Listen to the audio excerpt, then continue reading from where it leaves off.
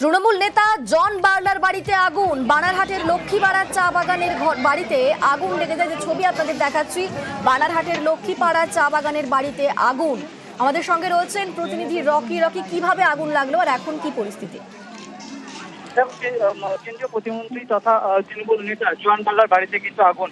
বানারহাট ব্লকের অন্তর্গত লক্ষ্মীপাড়া চা বাগানে তার আদি বাড়িতে আচমকাই কিন্তু স্থানীয় বাসিন্দারা বাড়ি থেকে ধোঁয়া দেখতে পারে এবং সামনে গিয়ে দেখতে পায় যে সেখানে আগুন লেগে গেছে এবং তাও করে সেই আগুন জ্বলছে। স্থানীয় বাসিন্দারা তৈরি করে সেখানে পৌঁছে আগুন নিবারণ করে এবং খবর দেওয়া হয়েছে ধূপগুড়ি দমকল বাহিনীকে। ইতিমধ্যে কিন্তু সেখানে দমকল বাহিনী পৌঁছেছে এবং সেই আগুন নিয়ন্ত্রণে নিয়ে আসার চেষ্টা করা হচ্ছে।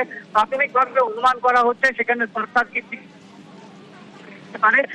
যেহেতু কাঠের বাড়ি ছিল, দোতলা কাঠের বাড়ি, সেই বাড়িতেই আগুন লেগেছে এবং এই ঘটনায় কিন্তু রীতিমতো চাঞ্চল্য ছড়িয়ে পড়েছে গোটা এলাকায়। বড় ধরনের দুর্ঘটনা ঘটতে পারত যদি এলাকার মানুষ সেখানে উপস্থিত বুদ্ধি সহকারে সেই আগুন নিয়ন্ত্রণ করার চেষ্টা না করতো বলে দাবি স্থানীয়দের। রকি, যে সময় আগুন লাগে তখন জন বার্লা তিনি কোথায় ছিলেন?